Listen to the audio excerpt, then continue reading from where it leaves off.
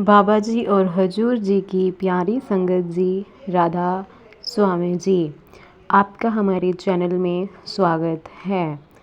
तो हम आपको जो आज बताने जा रहे हैं कि बाबा जी आज डेरा ब्यास में आ चुके हैं और ठीक उसके एक दिन पहले सीएम और रक्षा मंत्री राजनाथ सिंह से भी मुलाकात कर चुके हैं और इसके बाद बाबा जी घसोली भी पहुंच जाते हैं। उसके बाद अचानक उन्हें वापस लौटना पड़ता है। तो क्या वजह थी, आज की इस वीडियो में आपको पूरी डिटेल बताएंगे। बाबा जी कहाँ गए, क्यों गए और किस हाल में डेरा ब्यास में पधारे हैं, तो वीडियो में एंड तक बने रहें। इसके साथ एक बड़ी खबर भी आपको सुनाएंगे। कुछ लोग पूछ रहे हैं कि सितंबर में होने वाले डेरा ब्यास के सत्संग कैंसिल तो नहीं हो गए। तो संगत जी, डेरा ब्यास में सितंबर के महीने में जितने भी सत्संग प्रोग्राम होने वाले हैं वो बाबा जी ने अभी तक कैंसिल नहीं किए हैं, लेकिन हाँ, अगर कैंसिल होते हैं तो आपको इस चैनल पर जानकारी दे दी जाएगी। बाबा जी अचानक अपने पवित्र कदम डेरा ब्यास में रखते हैं और उसके ठीक एक दिन पहले सीएम और रक्षा मंत्री राजनाथ सिंह से भी मुलाकात करते हैं। फिर अचानक घसोली पहुंच जाते हैं। उसके बाद अचानक उन्हें वापस भी आना पड़ता है। क्या वजह थी, आज की इस वीडियो में जानते हैं। बाबा जी फ़िलहाल डेरा ब्यास में ही हैं। सोमवार को बाबा जी बेंगलुरु पहुंचे थे। वहां बाबा जी ने नए सेंटर को देखा और उसके बाद पुराने सेंटर में भी दर्शन दिए, संगत के साथ लंच किया और बाबा जी सीधे दिल्ली आ गए। दिल्ली में भी बाबा जी का आगमन सबके लिए अचानक ही था, इस कारण संगत भी बेहद भावुक भी हुई थी। दिल्ली में बाबा जी ने खुली कार में संगत को दर्शन दिए। दिल्ली की संगत उस दिन बहुत भावुक हुई थी और बहुत से भाई बहन तो फूट फूट कर रोने भी लगे थे, क्योंकि भीड़ अधिक होने की वजह से कई लोगों को बाबा जी के दर्शन ही नहीं मिल पाए। इसके बाद बाबा जी ने दिल्ली की मुख्यमंत्री रेखा गुप्ता जी से भी मुलाकात की थी।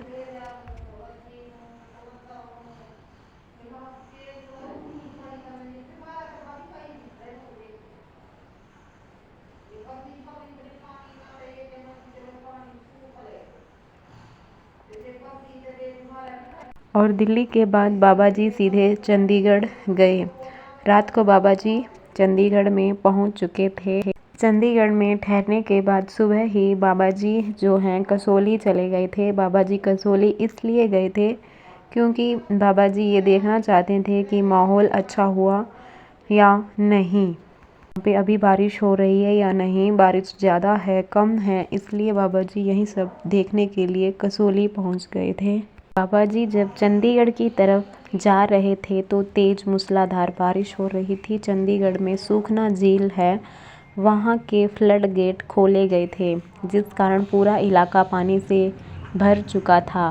संगत जी, रात भर इतनी ज़्यादा बारिश हुई कि उसका कोई हिसाब ही नहीं लगाया जा सकता।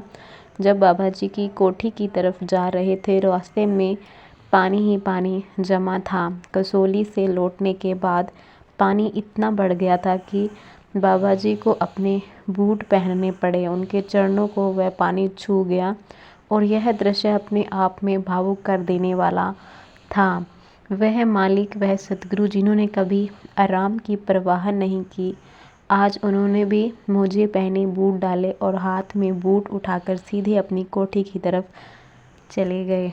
सतगुरु भी हर परिस्थिति में हमारी तरह सब कुछ सहते हैं, पर फिर भी मुस्कुराते हुए अपनी कृपा सब पर बरसाते रहते हैं। तो ये भी थी कि बाबा जी कार से आएंगे, लेकिन ख़राब मौसम की वजह से कार से आना संभव नहीं हुआ, तो बाबा जी हेलीकॉप्टर से आए थे। संगत जी, बाबा जी लगभग 2 हफ्तों के बाद डेरा ब्यास लौटे हैं। वहीं हजूर जी इस समय मुंबई में हैं। कई लोग तरह तरह की बातें कर रहे हैं कि कहीं सत्संग कैंसिल ना हो जाए, तो आपसे निवेदन है कि अभी इन अफवाहों पर ध्यान ना दें, क्योंकि अभी कोई भी सत्संग प्रोग्राम कैंसिल नहीं किया गया है। डेरा ब्यास से एक बेहद ज़रूरी सूचना भी आई है, जिसे आप सभी को बड़े ध्यान से सुनना चाहिए।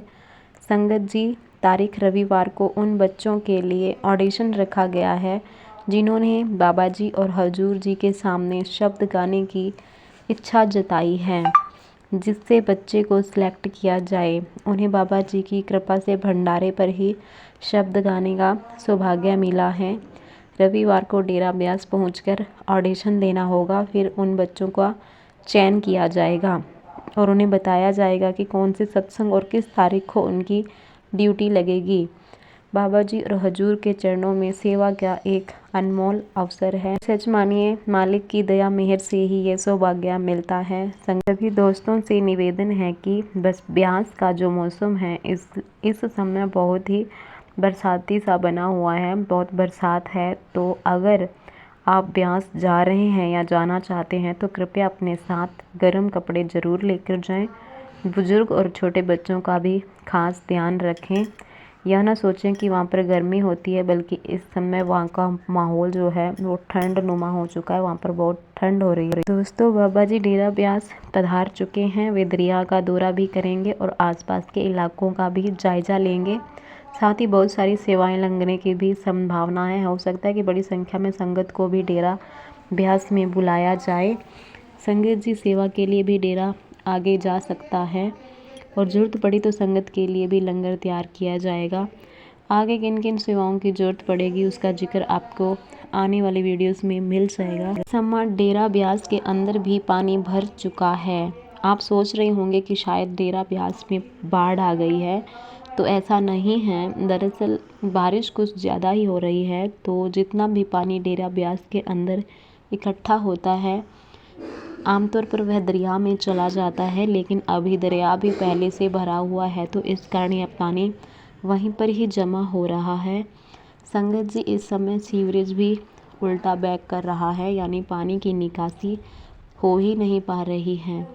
दरिया पहले से ही भरा हुआ है। जो पानी दरिया की तरफ निकलना चाहिए था, अब वह डेरा परिसर में ही अटक गया है। आपने कई वीडियो देखी होंगी जहाँ पर गाड़ियाँ और बसें पार्क की जाती हैं, वहाँ पूरा पानी भर चुका है। पानी दरिया की ओर जाने के बजाय वहीं खड़ा रह गया है।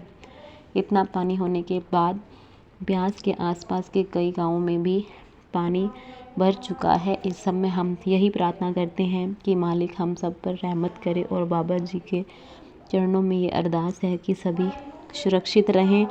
संगत जी इस समय यही अरदास है कि मालिक हम सब पर दया करे। अगर वे ही दया नहीं करेंगे तो कौन करेगा।